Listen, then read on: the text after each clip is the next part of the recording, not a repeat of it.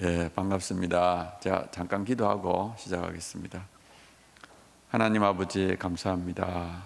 부족한 제가 또 다니었사오니 하나님께서 은혜를 베풀어 주시고 여기에 계신 한 분 한 분이 정말 하나님을 사랑하고 의지하고 믿는 믿음의 사람이 되게 도와주시옵소서.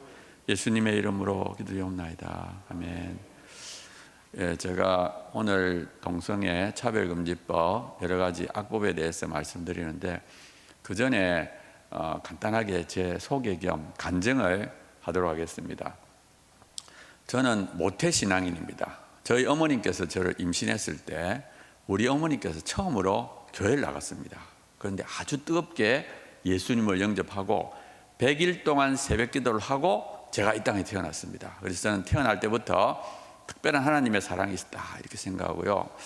참 훌륭하신 부모님 밑에서 잘 자라다가 중학교 3학년 때 문제가 생깁니다. 그게 뭐냐면은 그 당시 생물 교과서에 모든 식물이 세포로 되어 있다는 규정이 있었어요. 근데 그날따라 참 그게 신기하게 들리면서 그러면 동물로 뭘 되어 있지? 그래서 제가 막 과학책을 찾았습니다. 근데 과학책 찾으니까 동물도 세포로 되어 있다는 사실을 알았습니다. 근데 그 다음 순간에 질문이 저한테 왔어요.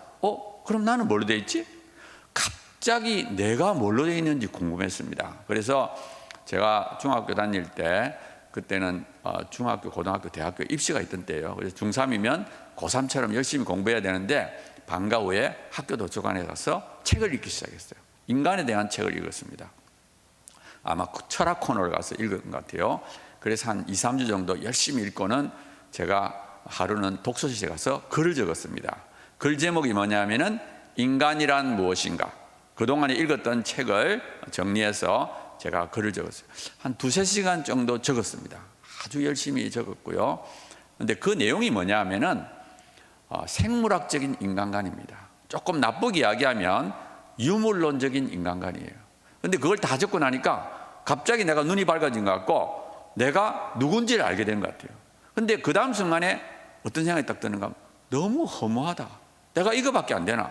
갑자기 허무감이 밀려오면서 영도 딸이 나가야 되겠다. 영도 딸이 간 건 뛰어내린다는 뜻입니다.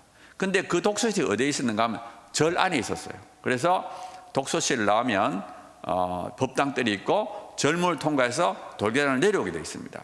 돌계단을 한 3개 내려왔는데 그때 하늘을 쳐다보니까 구름 한 점 없는 하늘이에요. 근데 그걸 딱 쳐다보는 순간에 현기증이 나서 제가 옆에 돌계단을 딱 붙잡고 섰습니다.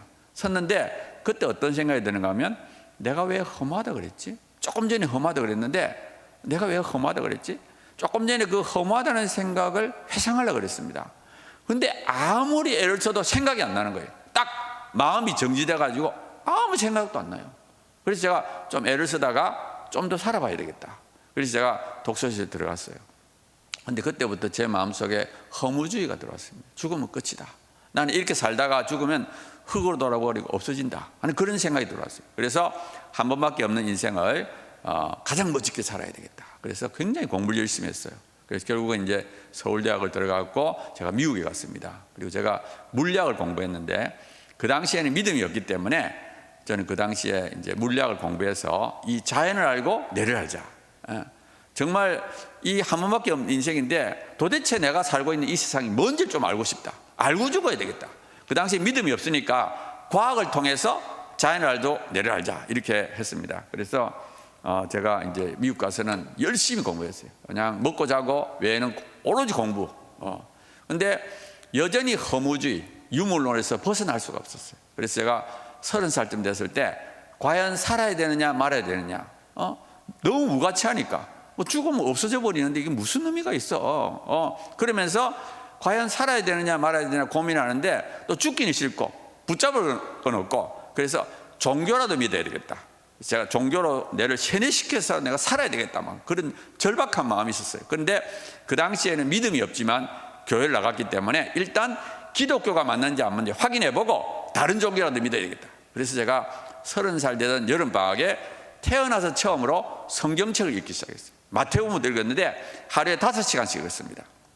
하루에 5시간 성경 읽고 하루에 5시간은 연구를 했습니다. 그래서 마태복음부터 열심히 읽어 나갔는데 한 2, 3주 지나서 누가복음 마지막에 예수님이 죽는 장면에서 제가 감동을 받습니다. 예수님이 십자가에 딱 달려가지고 자기 죽인 사람들 내려다보면서 저 사람들의 죄를 용서해 주십시오. 자기가 하는 것을 알지 못합니다. 그걸 읽는데 너무너무 감동이 되는 거예요. 왜? 이분은 지금 몇 시간 후면 죽는데 자기 죽인 사람을 용서하는 거예요. 정말 대단하다. 어떻게 이럴 수 있지? 제가 그렇게 감동을 받는 이유가 있습니다. 저는 중학교 3학년 때부터 고민한 것이 죽음이에요. 어떻게 하면 이 죽음의 문제를 해결할 수 없을까 해서 철학책도 읽어보고 그렇게 고민했는데 도저히 해답을 찾지 못했는데 이분은 죽기 전에 죽인 사람을 용서하는 거예요. 야, 정말 대단하다. 제가 조금 더 읽으니까 스데반이 역시 그래요. 어떻게 이럴 수 있지? 막 감동을 받으면서 제가 하루에 5시간씩 성경을 읽었습니다. 또 한 일주일쯤 지났어요. 그날도 점심을 먹고 딱 앉았어요. 근데 너무 눈이 아파요. 막 눈이 충혈돼가지고 도저히 눈을 뜰 수가 없어요. 그래서 제가 낮잠을 좀 자야 되겠다. 그래가지고 책상 뒤에 있는 1인용 소파에 가지고 잠이 들었습니다. 근데 자다가 일어나자고 잠이 들고 몇 차례 반복했어요. 그러다 갑자기 제가 뭘 보는가 하면 저 위에서 1인용 소파에 잠들어 있는 내를 내려다보는 거예요. 야, 신기하다. 내가 온몸을 다 내려다보네. 근데 그 다음 생각이 딱 드는 생각이 뭐냐면 이게 죽는 거구나. 이게 죽는 건가를 생각이 딱 드니까 죽으면 안 되지, 살아야지. 막 그러면 몸부림씩 깬 거예요. 근데 뭐 너무 실감이 나요. 그래서 제가 한번 밖에 나갔다가 다시 책상에 앉았습니다. 근데 책상 위에 일기장이 펴져 있고 일기장에 영혼이라는 단어가 적혀 있어요. 성경을 읽으니까 자꾸 영혼이라는 단어가 나오는데 도대체 영혼이 뭐지? 제가 이제 좀 생각하다가 잠이 드는 거예요. 근데 조금 전에 그 사건이 있으니까 영혼에 대해서 조금 알 것 같아요. 그래서 제가 펜을 들고 일기장에 적어야 되겠다. 또 막상 적으려고 하니까 생각이 안 나는 거예요. 그 일기장을 덮고 성경을 읽기 시작했습니다. 성경을 조금 읽어나가는데 어떤 기질이 있는가 하면 우리에게는 썩어질 몸이 있을 뿐만 아니라 썩지 않은 영혼이 있다. 그 기질이 있는데 그날따라 눈에서 눈물이 걸성거리는 거예요. 그리고 그걸 참고 계속 읽었습니다. 또 조금 읽으면 또 비슷해요. 우리에게는 썩어질 몸이 있을 뿐만 아니라 썩지 않은 영혼이 있다. 두 번째 딱 그 기질이 있는데 막 이 눈에서 눈물이 줄줄줄 흘러요. 한참 울었습니다. 너무 좋아가지고 옆에 가서 혼자서 팔딱팔딱 뛰었어요. 그래서 제가 일기장에 뭐라 적었냐? 우리에겐 두 개의 생명이 있다. 육신의 생명과 영원한 생명이 있다. 그것이 저의 인생을 바꾼 최대의 사건입니다. 15살부터 30살까지 15년을 허무주의, 유물에 갇혀 있다가 영의 눈을 뜨는 시간이에요. 그때 그 기쁨이라는 건 말로도 알 수 없어요. 마치 지하 감옥에, 캄캄한 지하 감옥에 몇십 년간 갇혀 있다가 풀려나는 것 같은 그런 막 기쁨이 찾아오는 거예요. 제가 3일은 하늘 날아갈 것 같아요. 너무너무 좋아가지고 한 3일이 지나니까 감정이 좀 가라앉아요. 그때부터 제가 생각했습니다. 왜 내가 이때까지 영혼이 있다는 걸 몰랐을까? 그래서 제가 내 나름대로 분석을 했습니다. 왜 내가 몰랐을까? 두 가지 이유가 있는 것 같아요. 첫 번째는 우리도 모르는 사이에 세뇌를 당한 것 같아요. 우리도 교육 수업 시간에 생물학 시험 시간에 뭐 대뇌 피질이 뭐 사고를 한다. 그래가지고 우리도 모르는 사이에 이 마음이라든지 생각이라는 것은 두뇌에 생긴다. 이렇게 교육을 받은 거예요. 사실 제가 아까 중학교 3학년 때 한 3시간 정도 해서 글을 적었다 그랬죠. 글 제목의 글의 3분의 2가 뭐냐 하면은 마음과 두뇌의 관계입니다. 마음과 두뇌의 관계. 그러니까 이 말이 뭐냐 하면은 우리가 지금 다 마음을 갖고 있잖아요. 저도 마음이 있으니까 여러분들을 보면서 말을 하고 있고 여러분들도 마음이 있으니까 저를 보고 있습니다. 마음은 뭐냐 하면은 우리가 생각하고 말하고 하는 주체예요. 근데 이 마음을 어떻게 해석하느냐가 중요해요. 저는 중학교 3학년 때 어떻게부터 생각했느냐, 마음은 별거 아니다. 우리 두뇌에서 생기는 화학적 반응이다. 이렇게 믿어요. 그러니까 유물론자죠. 근데 중학교 3학년짜리가 뭘 알아서 그 2-3시간을 적었겠습니까? 그거 다 책에서 읽은 거예요.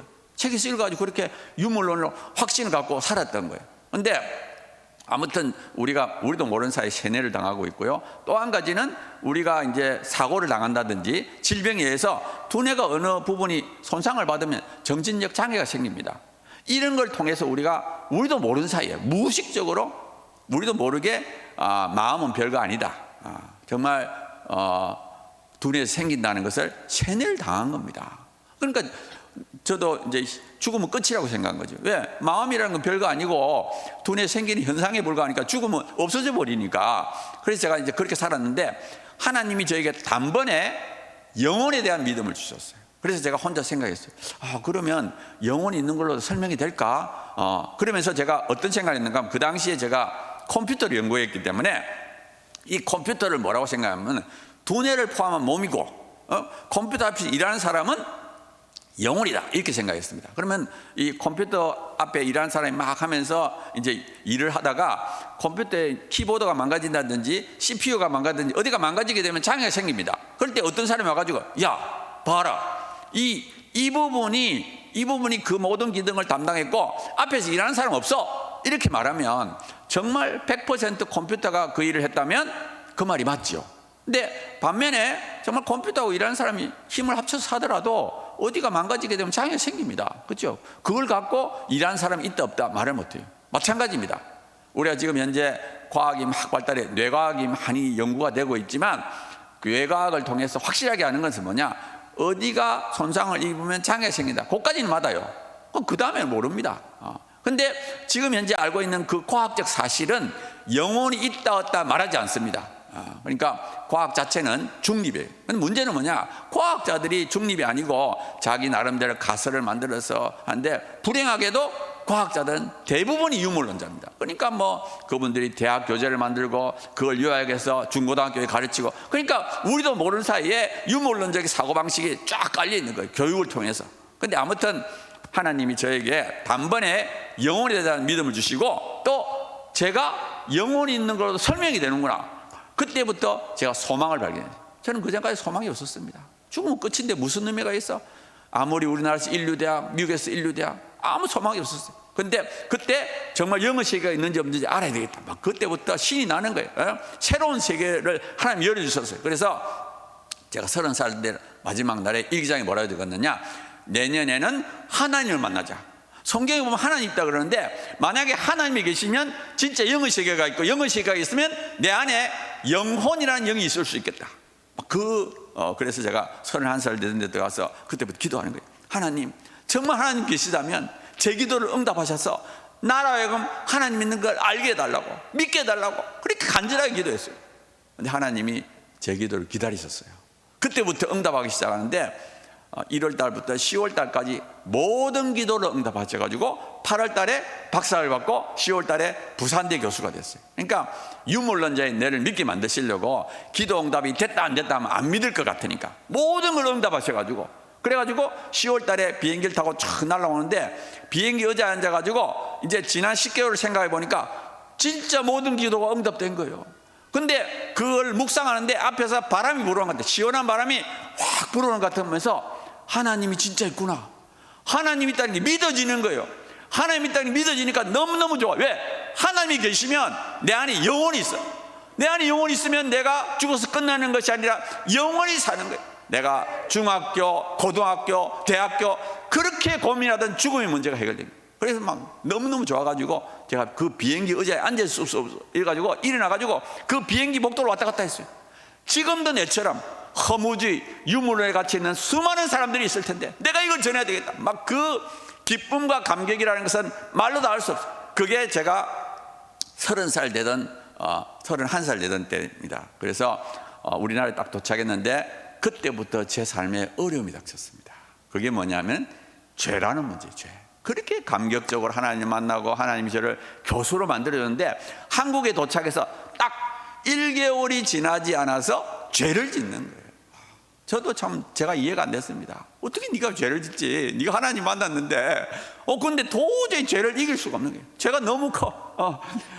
그래가지고 뭐 우리나라에 뭐 지금은 좀 많이 나아졌겠지만 뭐 뇌물이나 탈세나 거짓 증서나 이런 것이 만연되어 있었습니다. 어떤 사람들은 저보고 그 정도는 지어야지 한국 산다 이렇게 막 압력이 들어왔었습니다. 아무튼 그 다음에 제가 생략하겠습니다. 그게 지금 35년 전의 이야기예요. 31살 때, 지금 제가 66세니까 35년 동안에 수많은 일을 당했습니다. 정말 수많은 영적인 갈등도 있었고 전쟁도 하고, 그런데 하나님이 35년 동안에 수많은 일을, 제가 기도도 엄청 많이 응답받아요. 몇천 번의 응답을, 또 매도 엄청 많이 맞았습니다.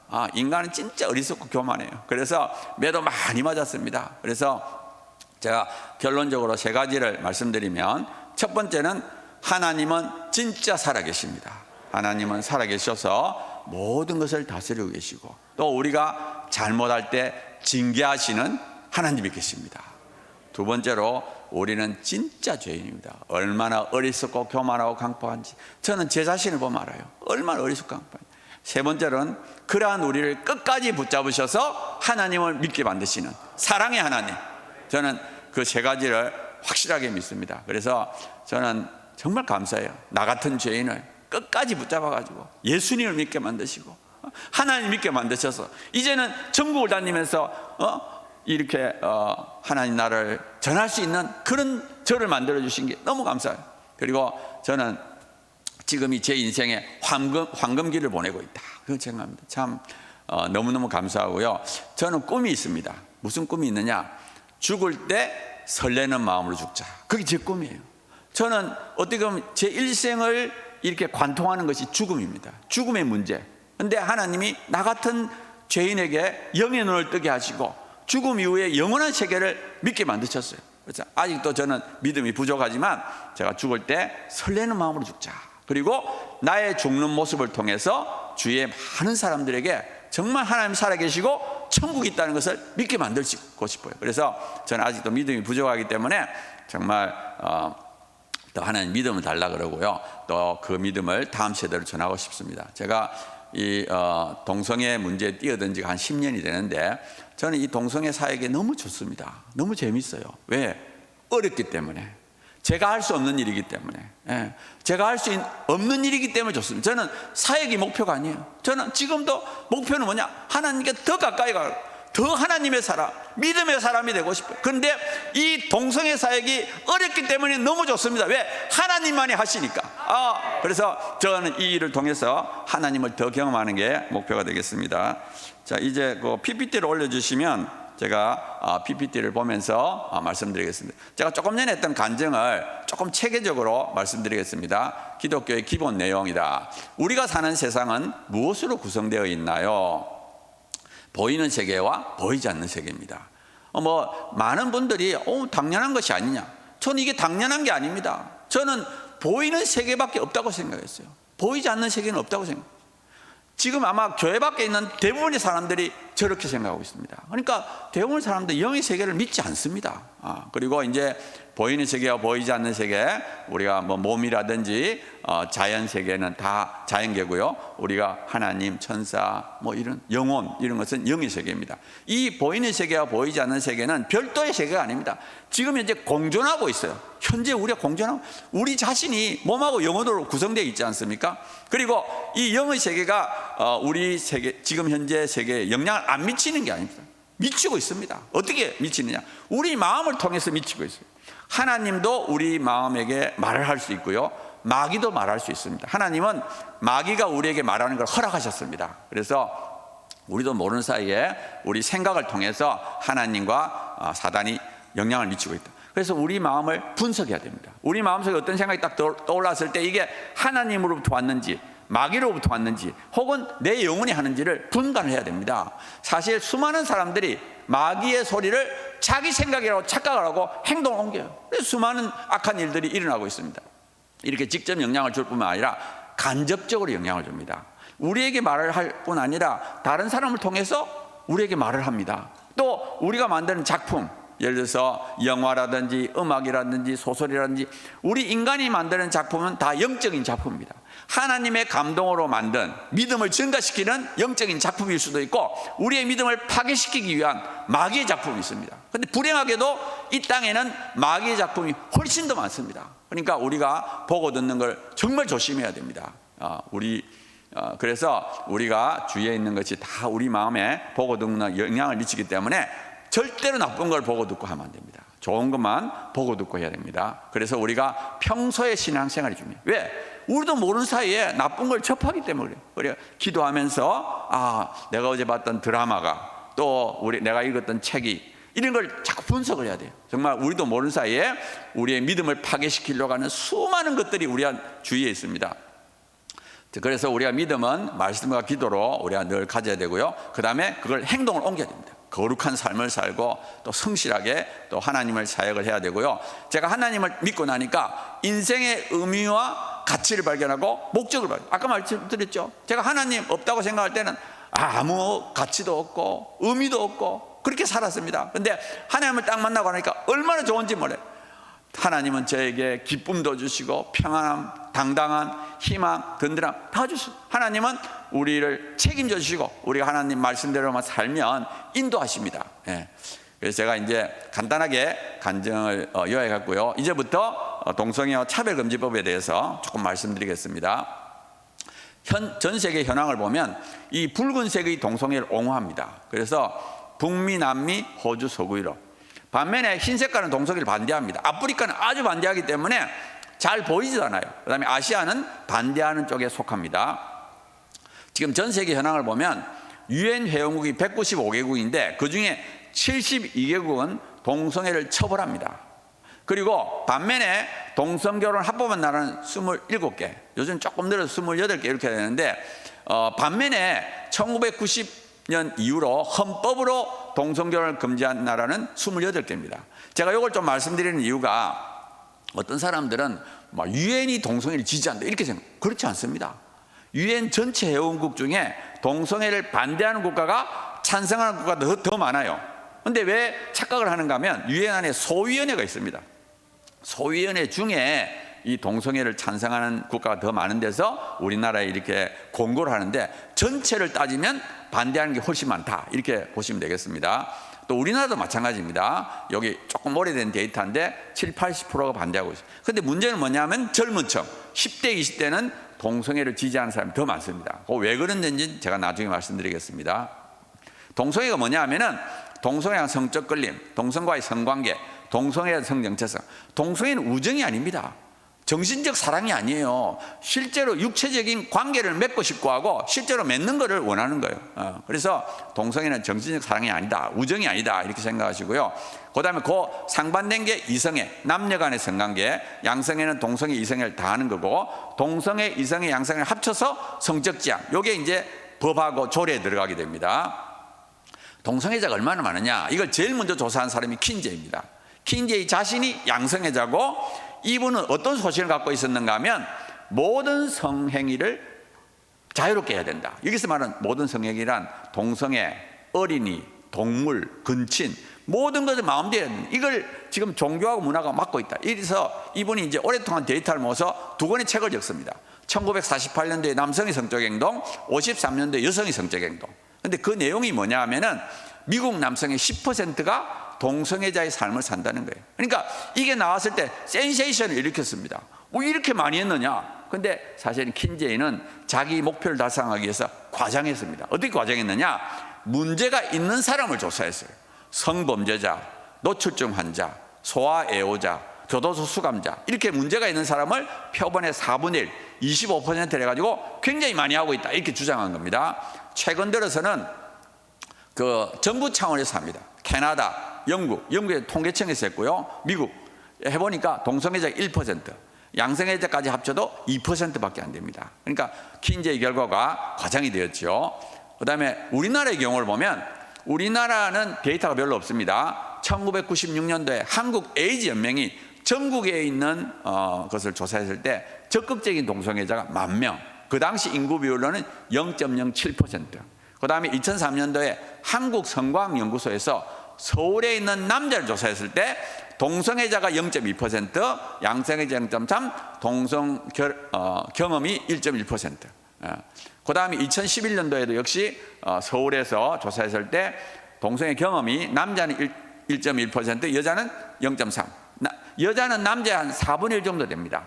그 다음에 2012년도에 한양대학교에서 전국에 있는 남녀를 조사했을 때 동성애 경험이 0.3, 응답 거절이 0.4, 응답 거절까지 합쳐도 0.7밖에 안 돼요. 왜 이렇게 적으냐? 서울이 동성애자가 많습니다. 서울이 동성애자가 많은 걸 어떻게 하느냐?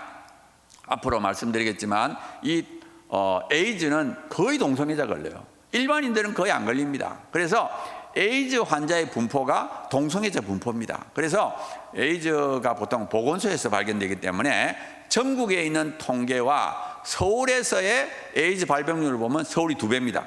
그러니까 서울이 동성애자가 2배 정도 많다 이렇게 알 수 있겠죠. 자, 그래서 여기 있는 데이터를 보면 2003년도에 한국성광연구소에서 서울에 있는 남자를 조사할 때 동성애자가 0.2%입니다.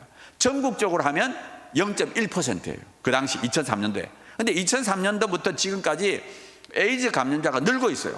지금 한 5배 내지 6배가 됐어요. 그러니까 지금은 대략 0.5 내지 0.6% 정도 남성 동성애자가 존재하고 그곳에 또한 4분의 1이 여자다 이렇게 보시면 되겠습니다. 그래서 우리가 남녀 평균하게 되면 대략 0.35%고 인구 비율로 따지면 12만 명 정도 됩니다. 그 다음에 양성애자는 동성애자의 1.5배, 그래서 한 18만 명. 동성애 경험은 아까 말했던 대로 한 5.5배가 되는 66만 명, 한 70만 명. 그러니까 우리나라는 동성애 경험한 사람이 한 70만 명 정도 됩니다. 그러니까 아주 많은 것은 아니지만 또 아주 적은 것도 아니에요. 그러니까 굉장히 우리나라가 지금 위험한 단계에 늘어날 가능성이 굉장히 높다 이렇게 보시면 되겠습니다. 자, 그 다음에 동성애의 유전도 선천적이기도 한다는 것을 말씀드리겠어요. 자, 첫 번째 유전이 아닌 이유는 동성애자는 아기를 못 낳습니다. 남자 둘이서 여자 둘이서 아기를 못 낳아요. 아기를 낳아야만이 어떻게 유전자가 다음 세대로 전달되겠죠. 그래서 동성애 유전이 되지 않습니다. 자, 그런데 왜 이렇게 유전이라고 퍼졌느냐? 이게 이제 동성애자들의 노력입니다. 이 동성애자들이 얼마나 노력하는지 몰라요. 예를 들어 1993년도에 해머라는 동성애자가 논문을 발표했는데 남성 동성애는 XQ28은 유전자 관련이 있다고 사이언스에 발표합니다. 이 사이언스가 굉장히 유명한 잡지. 유명한 잡지에다가 남성 동성애는 XQ28은 유전자 관련이 있다 하고요. 그 머릿말에다가 뭐라고 적었느냐? 이 결과는 99% 신뢰도를 갖는다. 그러니까 막 언론들이 대서특필했습니다. 드디어 동성애 유전자 발견했다 막 했어요. 그래서 근데 다행히 6년이 지나서 라이스라는 사람이 그걸 조사했어요. 조사했는데 보니까 일반인하고 동성애자를 비교해 보니까 별 차이가 없었어요. 그래서 사이언스에다가 남성 동성애와 XQ28는 관련 없다고 논문을 냈고요. 2005년도에는 해머를 포함한 연구팀이 더 많은 사람을 조사했어요. 1993년도에는 40명을 했고 2005년도에는 456명. 그러니까 한 11배 했죠. 해보니까 관련이 없었습니다. 그래서 관련이 없다고 하면서 왜 옛날에 있다 그랬고 지금 없다 그랬는지 자기들이 설명했어요. 그러니까 자기들이 결과를 번복을 했습니다. 그 다음에 2012년도에 23,000명. 아까 뭐 몇백 명보다 훨씬 많지요. 조사해 보니까 동성애 유전자는 발견 못했고요. 2019년도에는 동성애 경험을 한 48만 명을 조사했습니다. 그래서 동성애 유전자는 없다. 그러니까 동성애 유전자가 없다는 건 거의 이제 확정이 된 상태입니다. 그 다음에 동성애가 정말 선천적인지 아닌지 알 수 있는 좋은 방법이 뭐냐? 일란 쌍둥이의 동성애 일치 비율을 보면 돼요. 왜 이게 중요한가 하면 일란 쌍둥이는 수정 하나가 두 사람이 된 거예요. 그러니까 두 사람 다 똑같은 유전자를 갖고 있습니다. 같은 엄마 뱃속에 자라니까 환경도 똑같아요. 그래서 선천적인 영향이 동일합니다. 선천적인 영향이 동일하기 때문에 정말 동성애가 타고나는 것이라면 이 일란 쌍둥이는 둘 다 동시에 동성애자가 되든지 동시에 안 돼야 돼요. 일치율이 높아야 됩니다. 그래서 근데 이제 2000년 이후로 우리가 대규모로 조사해 보니까 2010년도에 제일 많은 사람을 조사했을 때 남자는 9.9%, 여자는 12.1%입니다. 그래서 대략 10%. 그러니까 모든 선천적인 영향이 동일함에도 일치율이 10%밖에 안 돼요.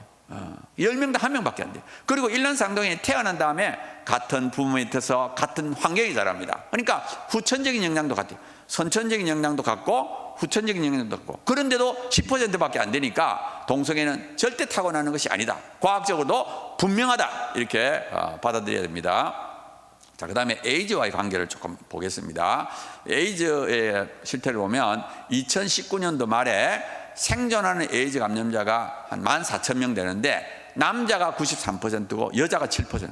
대부분이 남자입니다. 그리고 남자들은 거의 검사 안 합니다. 저도 검사한 적이 없어요. 여자들은 많이 합니다. 왜냐하면 산모는 반드시 해야 되고요. 율락 여성은 반드시 해야 됩니다. 그래서 여성들은 많이 함에도 7%, 남자들은 거의 안 하는데도 93%. 그 다음에 신규 감염자도 마찬가지. 신규 감염자도 남자가 거의 95% 가까이 됩니다. 자, 그래서 자, 그런데 우리가 이 감염이 어떻게 되느냐 보면은 1995년도 이후로 혈액 제제로는 감염이 안 되고요. 수혈도 2006년 이후로는 안 됩니다. 우리나라가 이제는 발달했기 때문에 이런 걸로는 감염이 안 돼요. 2006년 이후로 99.9%가 성관계입니다. 가끔 한 번씩 수직 감염, 엄마로부터 밑으로 내리고요. 가끔 한 번씩 마약 중독자끼리 이렇게. 대부분이 다 성관계입니다. 조금 보세요. 대부분이 남자고 또 매년 생기는 사람도 남자고 그 성관계 때문에. 그럼 뭐예요? 남자가 남자에게 성관계에서 에이즈가 감염된다고 볼 수 있습니다. 그래서 거의 한 80% 이상은 남성 동성애로 말미암을 것이다 하고 추측이 됐습니다. 자, 그 다음에 에이즈 감염자가 급격히 늘고 있어요. 2000년 이후로 지금 급격히 늘고 있어요. 전 세계적으로는 감소하고 있어요. 1990년 이후로 전 세계의 감염자는 줄고 있습니다. 보면 우리나라도 신규 감염자가 이렇게 늘고 있는데 전 세계 신규 감염자는 1990년 이후로 감소하고 있어요. 우리나라만 지금 2000년 이후로 늘고 있습니다. 자, 그리고 옛날에는 30대가 많이 걸렸는데 지금은 20대가 제일 많이 걸립니다. 우리 아이들이 많이 걸려요. 왜 이렇게 됐는가 하면 2000년부터 교과서에서 동성애와 에이즈 관계가 삭제가 됐어요. 2000년 전에는 교과서 보면 동성애하면 에이즈 걸린다는 내용이 있었어요. 그리고 학교에서 그 에이즈 환자를 불러가지고 자기가 동성애해서 이런 말도 하고, 그래서 이 동성애를 하면 에이즈 걸린다는 내용을 알았는데 지금은 아예 모릅니다. 아예 모르고 동성애 좋은 것만 자꾸 인터넷에 보고 있으니까 호기심 삼아 하는 거예요. 그래서 늘고 있습니다. 자, 그럼 왜 이렇게 많으냐? 파트너 숫자를 보면 뭐 한 10%, 16%가 1000명 이상의 파트너를 갖고 있습니다. 그 다음에 학문 성관계래요. 그러니까 학문 성관계를 하고 파트너 숫자가 많다는 것이 에이즈가 퍼지게 되는 큰 요인이 되겠습니다. 그런데 우리나라 질병관리원 이걸 말을 하지 않습니다. 인권이라는 이름으로. 그런데 미국이나 일본은 분명히 말하고 있어요. 미국은 동성애를 합법화했지만 이건 건강 문제이기 때문에 동성애하면 에이즈 걸릴 확률이 높다 하는 것을 분명히 말하고 있는데 우리나라를 말 안 합니다. 우리나라 질병관리 홈페이지 들어가 보세요. 없습니다. 어디 숨겨가지고 조그맣게 아마 해놨을 거예요. 자, 그 다음에 이제 제가 차별금지법에 대해서 조금 말씀드리겠습니다. 작년 6월 달에 정의당에서 차별금지를 발의했어요. 그런데 그 차별금지 사유에다가 성적 지향, 성별 정체성. 성적 지향은 아까 동성애지요. 성별 정체성이 포함됐습니다. 그 다음에 성별의 정의에도 제3의 성이 포함되어 있어요. 성별의 정의에 남성, 여성, 그 다음에 분류할 수 없는 성. 분류할 수 없는 성입니다. 그게 포함되어 있습니다. 그래서 이제 성별 정체성이 뭔지를 보면은 성별 정체성이란 자기 성별에 대한 인식이에요. 예를 들어서 트랜스젠더는 자기 자신을 자기의 생물학적 성과 반대로 인식합니다. 그래서 우리가 성별 정체성 차별금지 하면 트랜스젠더를 차별하면 안 됩니다. 자, 이렇게 되면 그 다음에 그 사람이 생각하는 성을 인정을 해줘요. 법적으로. 이게 굉장히 문제를 일으킵니다. 자, 젠더의 종류를 보면 트랜스젠더는 조금 전에 말했듯이 생물학적 성과 자기를 반대로 정의하고, 넌젠더는 난 남자도 아니고 여자도 아니다. 뉴트로이스는 중성, 무성, 젠더 플루이드. 플루이드라는 게 유체거든요. 이건 변하는 사람이에요. 예를 들어서 오늘은 남자였다가 내일은 여자가 됐다. 이게 자꾸 변하면 그 젠더 플루이드. 데미젠더는 반은 남자고 반은 여자고, 폴리젠더는 여러 가지 젠더가 있고요. 그 다음에 바이젠더는 남자인 동시에 여자인 사람. 아무튼 자기 마음으로 생각하는 성이니까 수십 가지가 돼요. 수백 가지가 되는 거예요. 아무튼 이거를 그 사람이 생각하는 성을 법적으로 인정해 줘야 된다는 그런 문제가 있는 겁니다. 그 다음에 차별금지법을 보게 되면 이때까지 이번에 정의당의 생각까지 한 7개가 돼요. 그런데 항상 성적 지향과 성별 정체성이 들어갑니다. 2007년도에 정부에서 처음에는 성적 지향이 있었는데 막 반대를 해서 삭제를 했지만 아무튼 항상 성적 지향과 성별 정체성이 들어가고, 그 다음에 형사처벌 조항이 들어갑니다. 그래서 그 다음에 이제 집행 구조를 보게 되면 일단 자기가 차별을 받았다 생각하면 국가인권에 진정을 합니다. 그래가지고 국가인권에 조사를 해서 정말 이게 문제가 있다 싶으면 국가인권 시정명령 이거 고쳐라. 그 다음에 만약에 안 고치게 되면 3천만 원까지의 이행강제금을 부과할 수 있고요. 또 그렇게 했는데도 안 들으면 또 3천만 원을 또 부과할 수 있어요. 그 다음에 나중에는 법원에 이제 넘기게 되면 이제 형사처벌을 받을 수가 있습니다. 그러니까 국가인권위가 이걸 처음으로 조사하는. 근데 문제는 뭐냐면 우리나라 국가인권위 법에 성적 지향이 포함되어 있습니다. 그래서 물론 차별금지법에도 포함되어 있지만 국가인권위 법에 성적 지향이 포함되어 있습니다. 그 다음에 그럼 성적 지향으로 차별을 받고 있느냐? 예를 들어 동성애자라는 이유로 직장에서 뭐 이렇게 차별받고 있느냐? 그렇지 않습니다. 이게 국가인권이 2001년도에 만들어졌는데 2006년도 말에 15년 동안의 그 데이터를 보게 되니까 성적 지향이라는 이유로 차별을 진정한 것이 0.3%, 81건. 근데 그것도 전부 다 기각하고 뭐 차별이 아니다 이러고 실제로 중징계 받은 건 하나도 없습니다. 그러니까 우리나라에서는 현재 동성애자라는 이름으로, 동성애 이름으로 차별받는 것이 없다는 것을 알 수가 있습니다. 자, 차별금지법의 문제점을 보겠습니다. 차별의 법적 의미가 뭐냐? 분리, 구별, 배제하거나 불리하게 대하는 것. 이게 법에 나오는 내용입니다. 차별금지법에. 자, 그래서 우리가 차별을 두 종류로, 우리가 차별하면 무조건 나쁜 거라고 생각하는, 나쁜 게 아닙니다. 나쁜 것도 있지만 좋은 것도 있어요. 그걸 정당한 차별. 도덕, 양심, 종교, 사실에 관한 비판. 이건 정당한 차별입니다. 그래서 차별은 두 종류가 있고요. 또 차별 사유도 두 종류가 있어요. 하나는 가치중립적 사유, 그러니까 선천적이나 불가항력적, 예를 들어서 남녀라든지 장애, 인종, 이런 가치중립적이에요. 그래서 이거는 정당한 차별이 없습니다.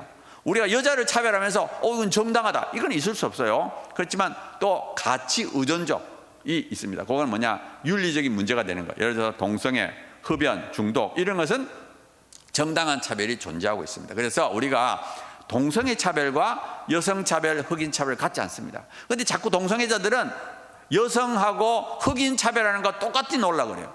그러면서 자꾸 동성애 타고났다고 주장합니다. 그렇지 않습니다. 동성애 타고나는 것이 아니에요. 자기가 선택한 거예요. 그래서 동성애는 절대로 여성이나 흑인 차별과 같지 않다는 것을 기억하시기 바랍니다. 그 다음에 우리가 행위자와 행위를 구별해요. 우리가 사람을 차별하면 안 돼요.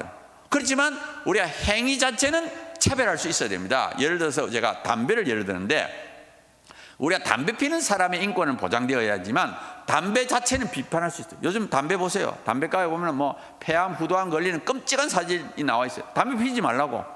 마찬가지입니다. 우리가 동성애자의 인권은 보장하지만 동성애 자체에 대한 비판을 해야 돼요. 동성애와 에이즈 관계가 밀접하다, 이건 얼마든지 말할 수 있어야 됩니다. 근데 문제는 뭐냐? 그걸 말하지 못하게 하는 게 문제예요. 자, 그래서 저는 차별금지가 두 얼굴이 있다. 하나는 좋은 얼굴, 배려, 불쌍히 여기는 거. 동성애자도 불쌍히 여기죠. 그건 좋은 겁니다. 근데 문제는 뭐냐? 이걸 딱 법을 만들게 되면 정당화를 시켜요. 선악이 바뀌어버립니다. 그래서 저는 우리 착한 마음, 예를 들어서 지금 차별금지법이 통과된 나라가 거의 다 기독교 국가입니다. 정말 기독교 국가의 그 크리스찬들의 착한 마음을 이용해서 차별금지법을 딱 만들고 나서는 선을 악하다 하고 악을 선하다는 거예요.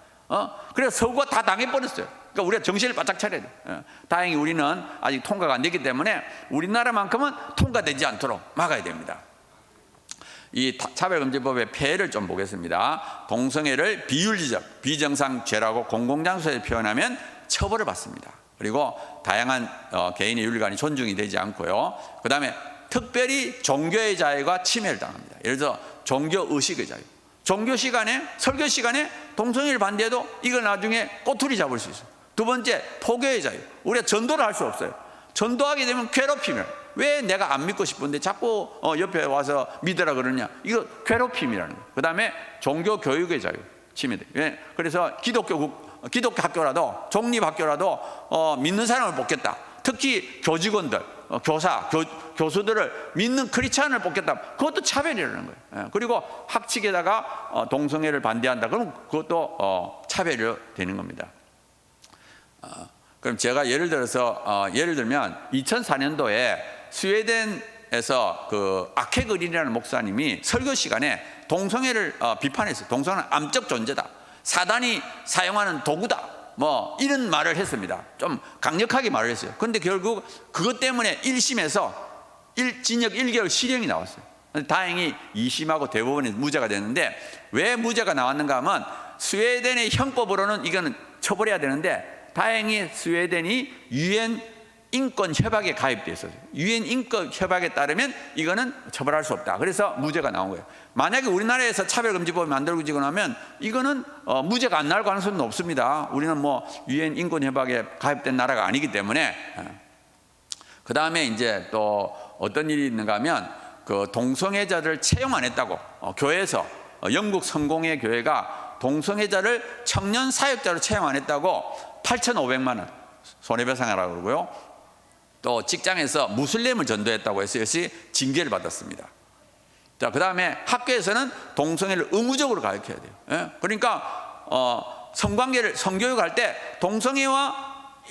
동성끼리 성관계하고 일반 이성 간의 성관계를 똑같이 가르쳐야 돼요. 차별하면 안 되기 때문에.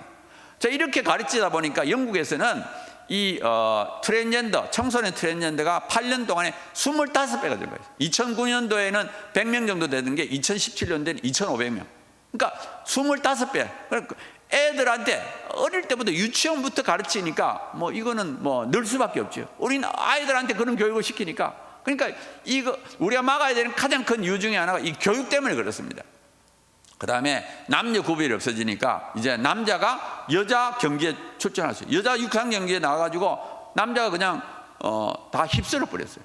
그 다음에 여성 격투기에 나가지고 싸워가지고 한쪽은 원래 생물학적으로 남자였다가 여자로 이제 트랜스젠더 한 거예요. 그러니까 뭐 상대방의 두개골이 파손되는 그런 일을 겪었습니다. 그래서 그 다음에 화장실에서 성중립의 화장실은 남자 여자가 다 들어갈 수 있으니까 거기서 성범죄가 있어요. 그래서 이 차별금지법의 가장 큰 피해자가 누구냐? 여성하고 학부모들입니다. 이거 학부모하고 여성들은 들고 있는 우리 아이를 위해서 절대 안 된다. 그리고 이건 여성을 차별한다. 이렇게 우리가 들고 일어나야 됩니다. 그 다음에 우리나라는 또 병력 문제가 있어요. 군대는 남자만 가기 때문에 군대 가기 전에 난 여자다 이래가지고 군대 안 갈 수가 있는 거예요. 이건 내가 여자다 그러면 그거를 어떻게 조사할 방법이 없습니다. 그러니까 이제 이런 것이 병력 기피용으로 사용될 가능성이 높다 이렇게 볼 수 있습니다. 자, 근데 이제 우리나라 현재 지금 더불어민주당이 180석을 차지하고 있습니다. 근데 다행히 민주당도 사회적 합의가 있어야만이 통과시키겠다. 이 민주당 지도부에서 항상 그런 말을 해요. 그래서 우리가 한국 교회가 똘똘 뭉쳐서 이 동성애를 반대하게 되면, 차별금지법을 반대하게 되면 통과시키기 좀 어렵습니다. 그러니까 우리가 제일 중요한 거는 교회가 분열이 되면 안 돼요. 교회 안에서 찬반으로 나눠지면 안 됩니다. 다행히 우리나라는 90% 이상이 반대 목소리로 통일되어 있기 때문에 너무 다행입니다. 그 다음에 또 이게 조심스러워야 되는 게 뭐냐면 독소 조항만 빼고 통과시키면 안 되겠느냐 이렇게 주장하는 사람이 있어요. 아까 말했던 대로 우리가 성적 지향, 성별 정체성 이게 문제를 삼으니까 그러면 차별금지법에서 성적 지향하고 성별 정체성을 빼고 통과시키면 어떻겠느냐 이렇게 주장하는 사람들이 있어요. 굉장히 위험합니다. 왜냐하면 지금 정의당 안에도 보면 23가지가 있어요. 그리고 마지막에 등이 들어있어요. 등 안에 성적 지향이 포함되고 있다고 해석을 합니다. 그걸 누가 하느냐? 법원이에요. 법원. 외국에 있는 법원들을 보면 그 원래는 명시적으로 안 돼 있는데 마지막 등에 성적 지향이 포함했다고 이렇게 주장하는 거예요. 예. 그 다음에 우리나라는 성적 지향을 빼더라도 국가인권의 법에 성적 지향이 들어 있습니다. 현재. 그렇기 때문에 또 국가인권위원회가 이걸 조사하는데요. 그러니까 당연히 성적 지향은 포함됐다고 간주를 합니다. 그리고 국가인권위는 성별을 젠더로 해석합니다. 그리고 젠더 안에는 성적 지향과 성별 정책이 포함된다고 해석하고 있습니다. 그래서 우리나라의 경우에는 국가인권위원회 때문에 되고요. 그 다음에 차별금지법을 제정하고 나면 개정이 쉽습니다. 처음에는 그게 없더라도 그 다음에 쉽게 바뀌기 때문에 첫째로 차별금지법 자체를 만들면 안 돼요. 물론 이거는 포괄적 차별금지법입니다. 여러 개를 한목에 하는 거. 자, 우리가 포괄적 차별금지법은 반대하지만 개별적 차별금지법은 찬성입니다. 개별적 차별금지법이란 뭐냐면은 그 차별금지 사유 각각에 대한 거, 예를 들어 성별, 장애, 뭐 외국인 이런 거 하나하나 하는 것을 개별적 차별금지법이라고 그래요. 그래서 이거는 우리가 찬성입니다. 그런데 다행히 우리나라는 지금 이미 다 만들어져 있어요. 그러니까 지금 여기 없는 개별적 차별금지법으로 없는 게 뭐냐? 성적 지향하고 성별 정체성이에요. 그러니까 포괄적 차별금지법을 만드는 가장 큰 이유는 뭐냐? 성적 지향과 성별 정체성을 포함시키기 위해서 정상적인까지 다 해가지고 이렇게 통과시키려고 하는 겁니다. 그래서 우리가 항상 강조하는 게 만약에 성적 지향과 성별 정체성을 빼고 만들겠다. 그럼 빼고 만들 필요가 없다는 거예요. 이미 다 만들어져 있다. 이렇게 말을 하면 됩니다. 그래서 우리가 차별금지법은 반드시 막아야 되고요. 왜냐하면 이게 딱 통과가 되고 나면 자유가 제약을 당하고 세뇌를 당합니다. 유치원부터 초, 중, 고등학교 계속 세뇌를 시키면 결과적으로 그 아이들이 자라고 나면 차별금지법을 없앨 수가 없습니다. 그래서 일단 우리가 차별금지법을 반드시 막아야 된다. 이렇게 보시면 되겠습니다.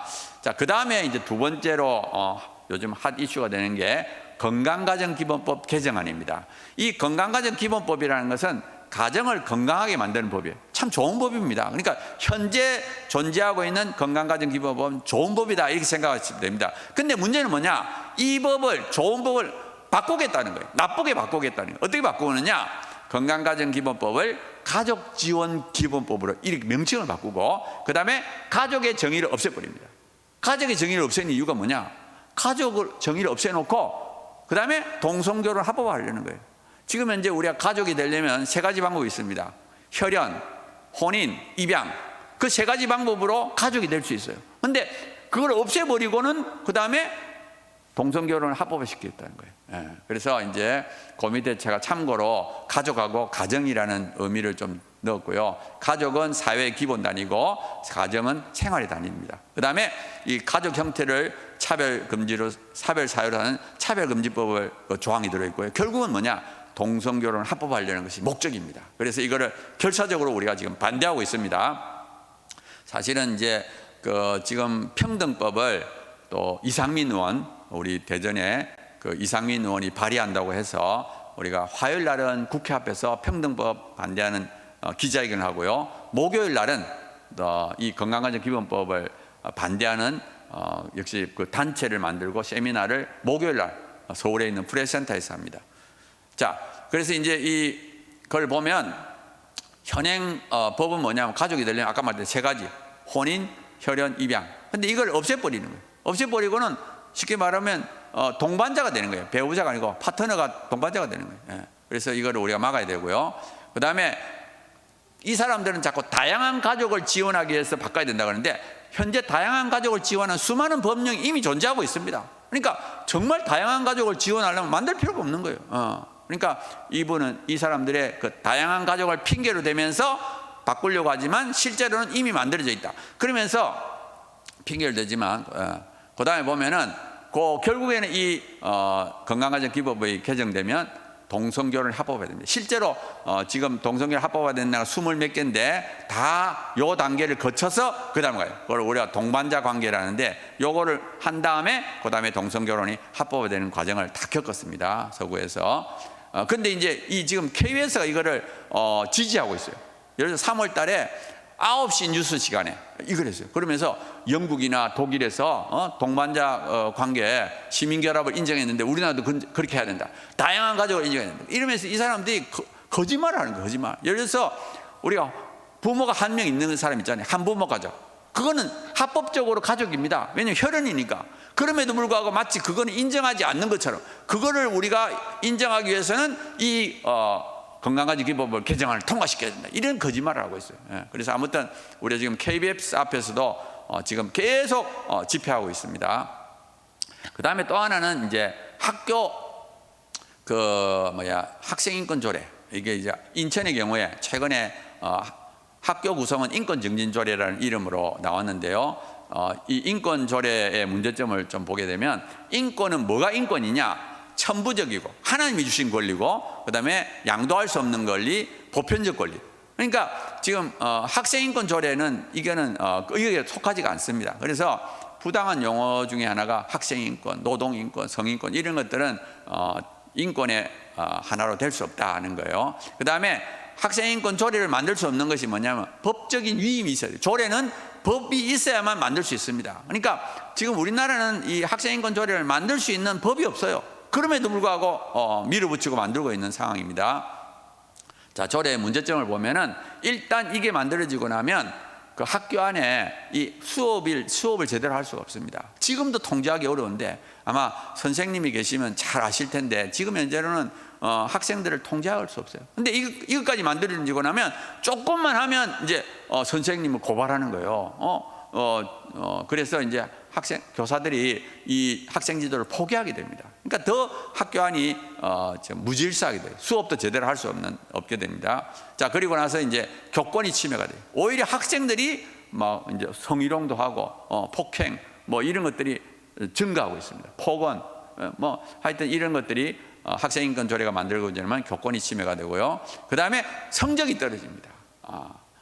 그렇죠. 수업을 제대로 할 수 없으니까 공부를 잘할 수가 없죠. 그래서 지금 보면 저기 지금은 아닌데 조금 몇 년 전에 만든 거라서 저 빨강색 서울, 경기, 전북, 광주 여기 학생인권 조례가 통과된 데거든요. 그 통과된 데가 기초학력 미달비 공부 못하는 학생들이 많습니다. 서울, 경기, 전북, 광주는 공부 못하는 학생이 많아요. 학생인권 조례가 통과됐기 때문에 그래서 이제 이게 만들어지면 이런 문제가 생긴다는 것을 알 수 있습니다. 그 다음에 임신 또는 출산에 대한 차별금. 애들이 임신하거나 출산했을 때도 차별하면 안 된다. 그래서 어떻게 보면 이 성적 문란을 우리가 억제할 수가 없는 거예요. 그래서 우리가 조심해야 될 게 뭐냐면 배려는 해야 돼. 예를 들어서 청소년들이 아기를 낳았다. 그때는 물론 그게 잘못된 거는 맞지만 그래도 그 불쌍히 여기고 그 품어주려고 하는 건 좋아요. 근데 차별금지가 돼. 차별하고 배려는 완전히 다릅니다. 차별금지가 딱 되면 오히려 임신하고 출산을 안 좋은 걸로 도덕적으로 문제가 있다 그러면 그건 완전히 이제 선생님이 이제 잘못된 걸로 되는 거예요. 그러니까 우리가 적반하장이 되는 거죠. 아까 말했던 대로 차별금지라는 것은 선악을 바꿔버립니다. 그래서 이걸 우리가 굉장히 조심을 해야 돼요. 자, 이제 마지막 부분을 좀 가겠습니다. 자, 동성애 왜 이렇게 확산됐을까? 동성애는 최근에 있는 것이 아니죠. 성경에 보면 아주 몇천 년 전부터 있었습니다. 근데 왜 갑자기 이 동성결혼이 합법화되기 시작했느냐? 첫 번째 이유는 동성애자의 힘입니다. 동성애자들이 딱 단결해가지고, 예를 들어서 미국의 경우에 1993년도에 한 개의 단체, 그 당시에 미국에 여러 개의 단체가 있는데 그 중에 한 개의 직원이 39명이고 예산이 600만 달러. 이 말은 뭐예요? 정말 이 동성애자 중에 어떤 사람은 자기 일생을 바친, 나는 미국이 동성애 합법을 위해서 나의 일생을 바치겠다, 이런 사람이 생긴 거예요. 그 다음에 돈 있는 사람 돈을 내고, 그러니까 돈하고 사람이 모이니까 미국이 바뀌어진 거예요. 그러니까 저절로 바뀐 게 아닙니다. 저는 이 세상이 악해지는 것은 저절로 악해지는 것이 아니라 악한 자의 노력에 의해서 악해진다, 이렇게 생각해요. 그러니까 우리가 그만큼 노력을 해야 돼요. 물론 하나님이 도와주시지만 우리도 그만큼 동성애자들이 노력하는 것만큼 우리가 노력을 해야만 됩니다. 그 다음에 왜곡된 논문, 이 동성애자들은 논문을 써요. 그 다음에 그걸 언론에서 과대 선전합니다. 그리고 그 논문이 틀렸다는 것도 말 안 해요. 그 다음에 음란물, 포르노. 지금 현재 이 동성애자가 늘는 가장 큰 이유 중에 하나가 포르노입니다. 이 포르노 안에도 동성애 포르노가 있어요. 동성 간의 성관계를 하는 이 포르노가 확산돼요. 그러니까 이 음란물은 일반인들을 공략합니다. 일반인의 경건성을 파괴시켜요. 그래가지고 결국 동성애자 확산되더라고요. 그러니까 일반인들의 그 경건성을 파괴시키고 동성애자들은 똘똘 뭉쳐가지고 합법화시키는. 근데 지금 서구가 그렇게 당했고 우리나라도 그렇게 가고 있습니다. 그러니까 이걸 굉장히 우리가 조심을 해야 되고요. 그 다음에 종교의 약화. 이제 사람들이 영적인 데 관심이 없어요. 육체의 쾌락을 좀.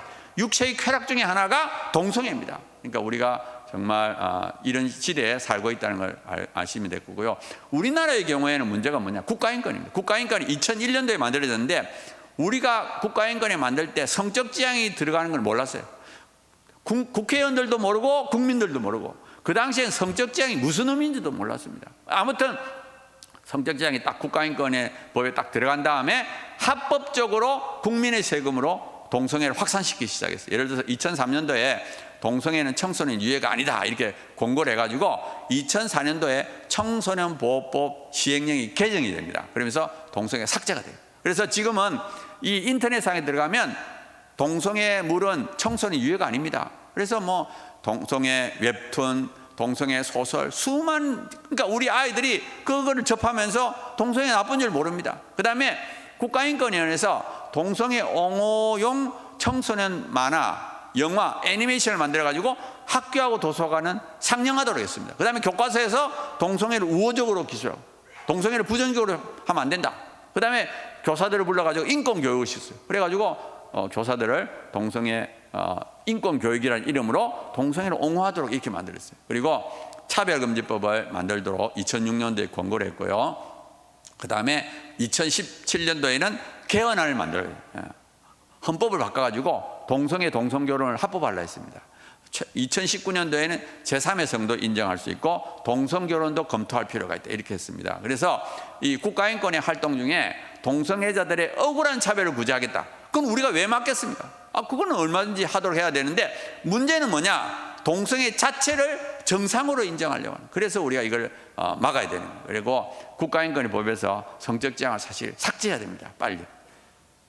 자, 그래서 저는 현대 사단의 수법이 세 가지다 그래요.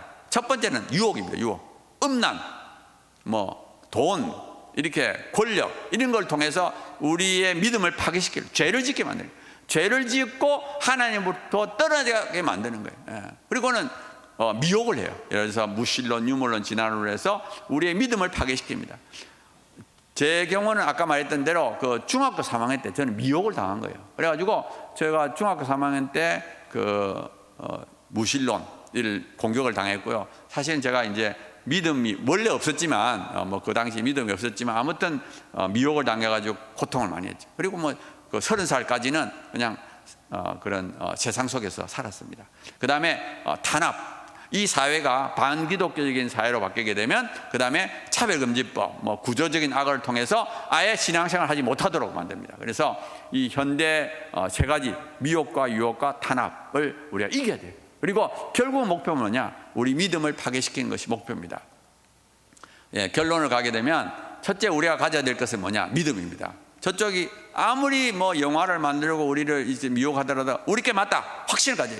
우리 거는 맞다는 확신을 갖고 정말 우리 믿음이 흔들리게 되면 우리는 지는 거예요.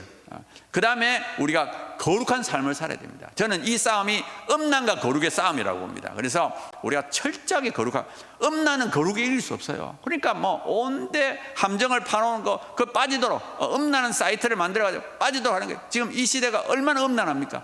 인터넷, 스마트폰, 온데 음란한 것을 퍼뜨려 놓고 거기 빠지기를 기다리는 거예요. 그러니까 우리가 정말 철저하게 거룩한 삶을 살아야 돼요. 우리가 먼저 거룩하게 살고 우리 다음 세대를 향해서 너희들도 이렇게 거룩하게 살아라 이렇게 말을 해야만이 따라올 동 말동하는 거예요. 우리가 말만 해서는 안 됩니다. 우리가 그런 삶을 살아야 돼요. 먼저 우리가. 그래서 저는 영화를 잘 안 보지만 영화를 딱 볼 때는 제일 먼저 이게 몇 세까지 보는 영화인가부터. 그래서 15세까지는 제가 보고 그 이상은 안 봅니다. 그래서 우리가 정말 철저하게 믿음의 삶을 살아야지. 그래야만이 우리가 다음 세대를 지킬 수가 있어요. 정말 이 세상에 악인이 악한 사람들이 아무리 많아져도, 음란한 사람이 아무리 많아져도 하나님은 개의치 않습니다. 하나님이 보는 건 의인의 숫자를 보여요. 의인이. 그러니까 우리가 철저하게 믿음을 갖고 다음 세대에 철저한 믿음의 사람을 키워야 돼요. 교회만 오면 되는 게 아닙니다. 진짜가 돼요. 진짜가 되지 않고서는 이 세상의 유혹을 이길 수가 없습니다. 그래서 우리가 정말 진짜 믿음의 사람이 돼야 되고요. 그 다음에 헌신하고 희생해야 됩니다. 리더는 본을 보여야 됩니다. 헌신해. 리더가 자기 유익을 쫓으면 아무도 안 따라옵니다. 누가 따라오겠어요? 앞장서는 사람들이 자기의 시간을 바치고 재능을 바치고 모든 걸 다 바치고. 제가 아까 간증하면서 빠뜨렸는데 사실은 제가 31살 때 교수가 되고 32살부터 아팠습니다. 32살부터 지금 아팠으니까 34년을 아픈 거예요. 34년. 간이 안 좋아요. 저는 그래가지고 제가 37살 때 간경화 판명을 받았습니다. 그리고 2010년도 지금부터 한 11년 전에 서울대학교에서 간하고 콩팥에 동시에 암이 있다고 그랬습니다.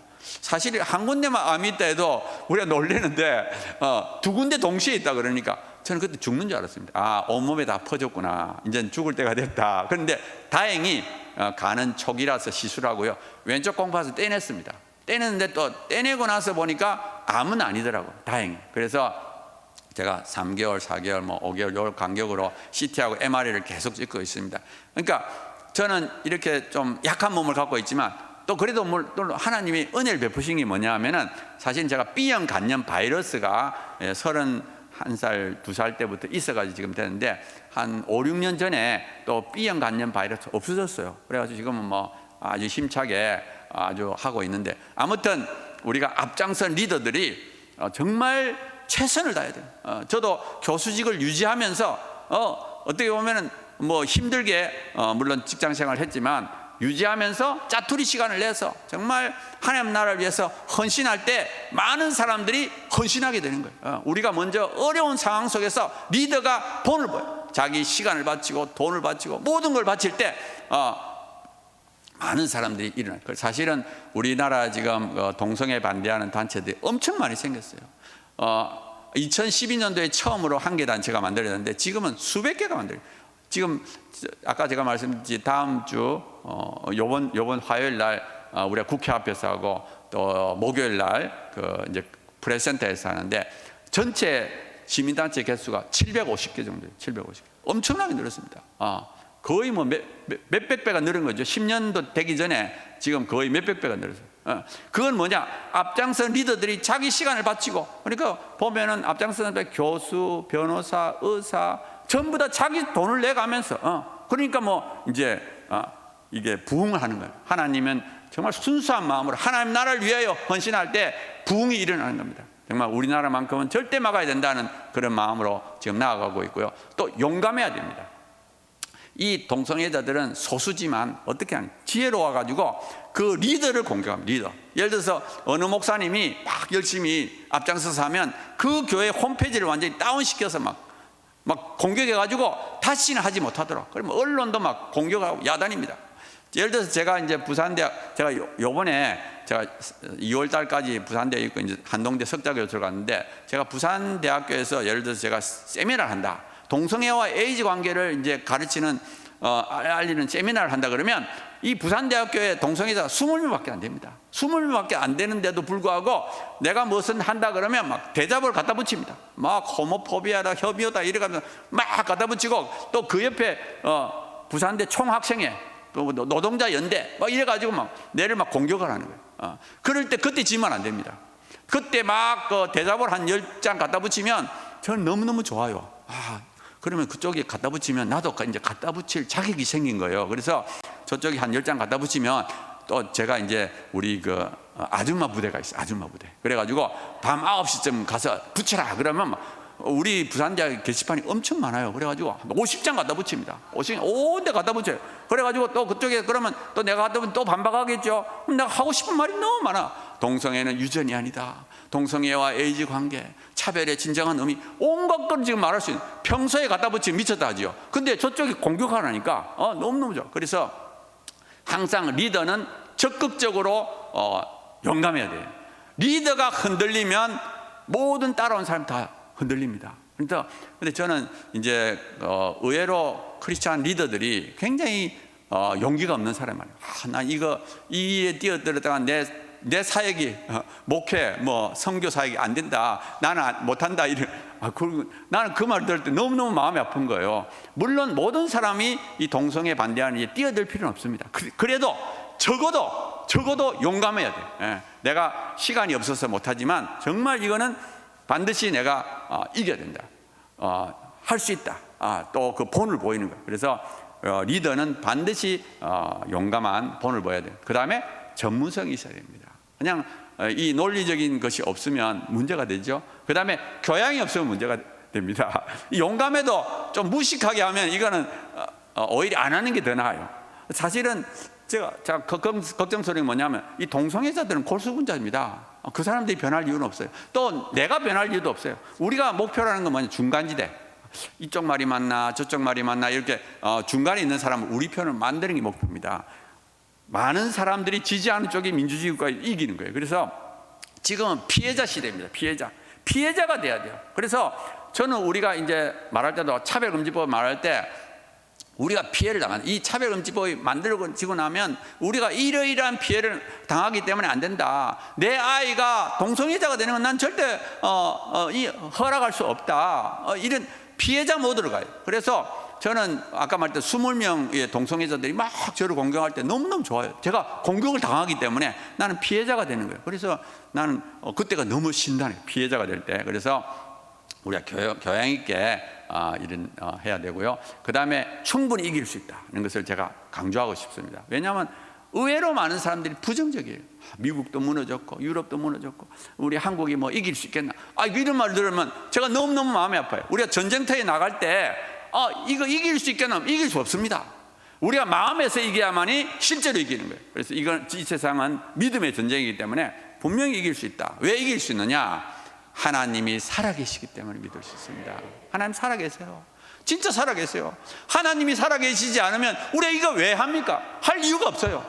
하나님이 살아계시기 때문에 하는 겁니다. 근데 하나님은 전지전능하시고 온 땅을 다스리시는 분이 내 편이에요. 그러니까 우리는 충분히 이길 수 있습니다. 만약에 우리 마음속에 부정적인 생각이 든다면 그거는 마귀가 하는 거예요. 마귀가 부정적인 생각. 하지 못하도록 속삭이는 거예요. 야, 해도 소용없다. 결국 무너질 거야. 이건 마귀 소리입니다. 우리가 그거 따라가면 안 됩니다. 우리는 그냥 믿고 행동하면 하나님이 역사하셔요. 그래서 하나님이 정말 살아계심을 우리가 실제 삶에서 경험을 해야 돼요. 제가 그 2017년도 아까 그 헌법을 막 바꾸려고 할 때 저하고 한동대 교수하고 두 사람이서 국회 앞에 텐트를 쳤어요. 텐트 치고, 왜냐하면 그 당시에 거의 헌법이 바꾸려고 그랬어요. 그때 개헌특위라는 게 있었어요. 국회의원이 한 30명 되고, 그 다음에 그 전문위원, 헌법학자들이 한 50명, 헌법학자 50명하고 국회의원 30명이 합의를 했어요. 이렇게 바꾸자. 양성평등 그 조항을 성평등으로 바꾸고, 그 다음에 이런 뭐 성적 지향 이걸 넣자. 이런 걸 거의 합의를 한 상태예요.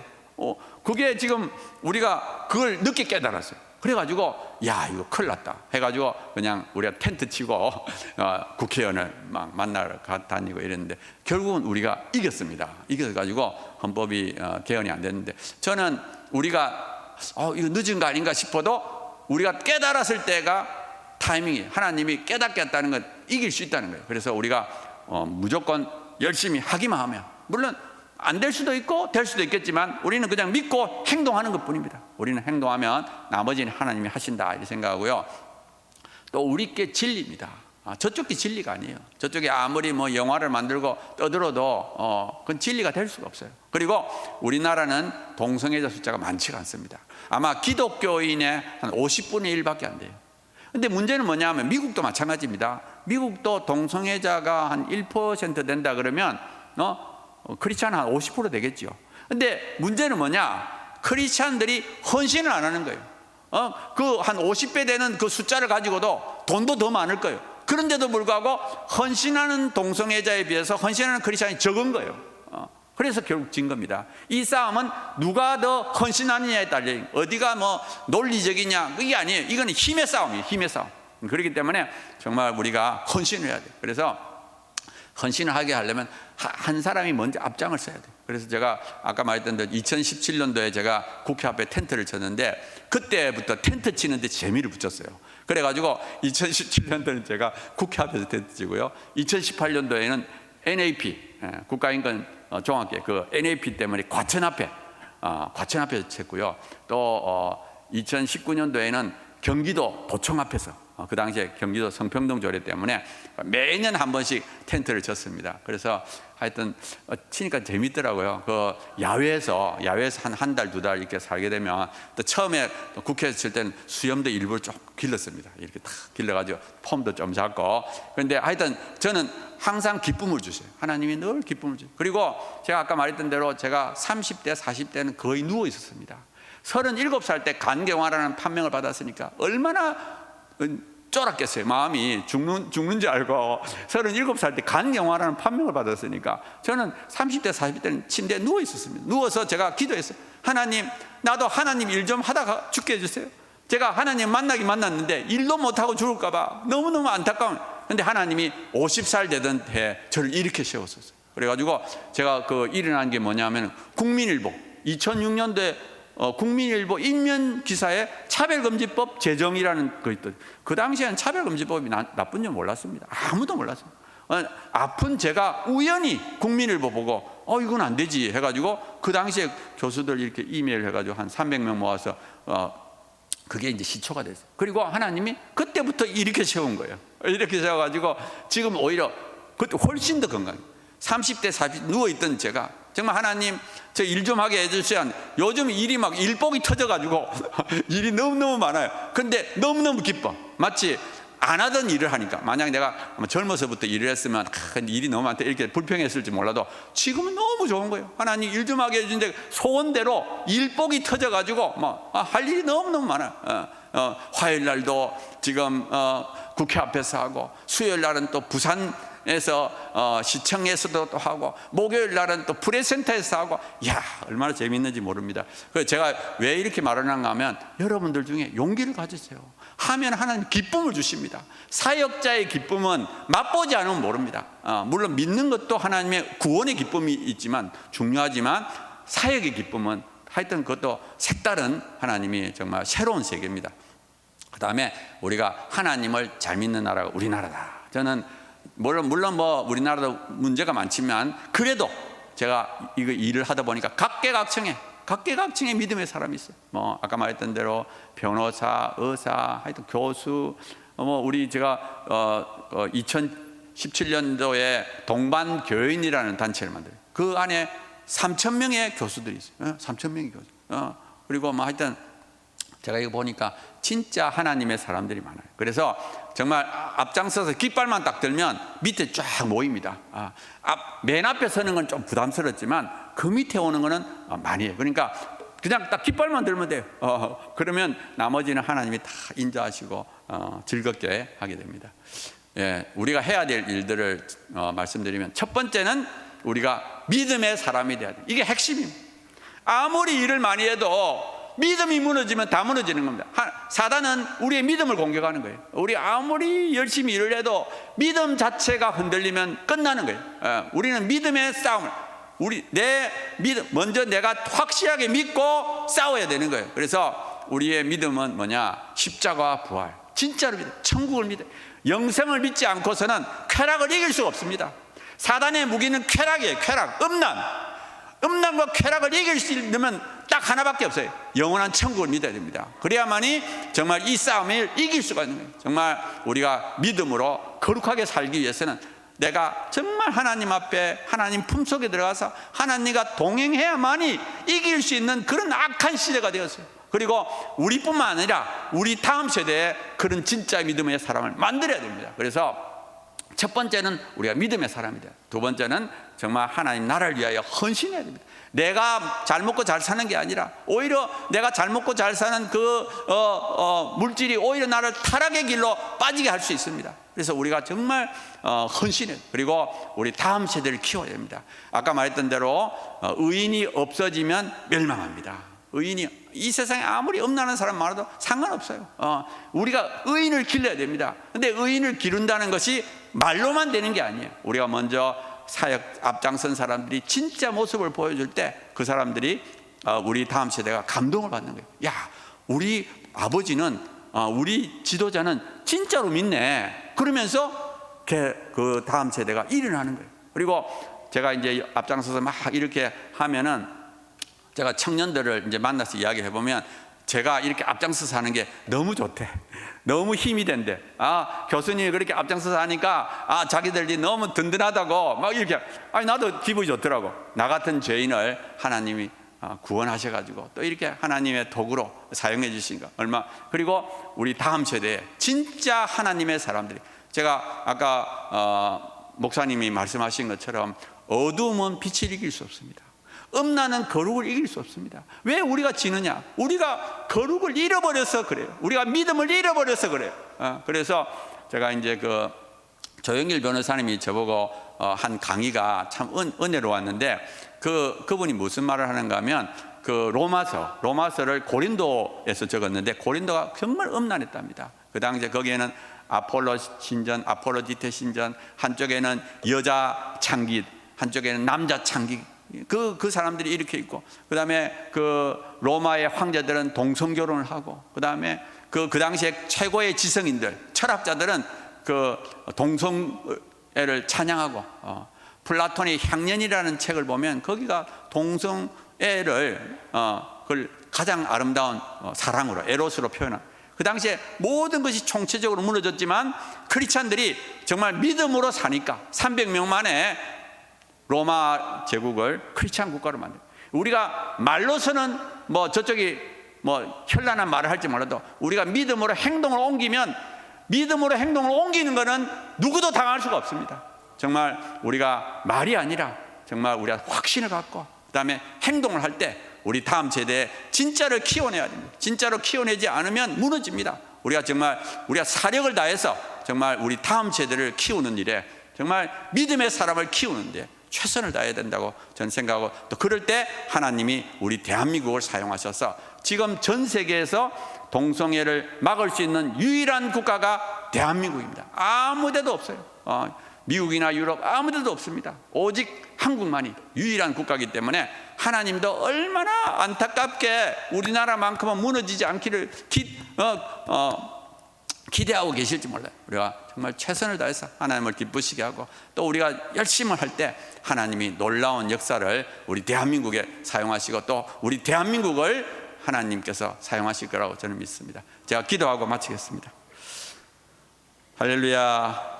좋으신 하나님 아버지, 정말 부족하고 연약한 우리를 하나님께서 붙드시고 또 이렇게 하나님 나라를 위하여 사용해 주심을 감사합니다.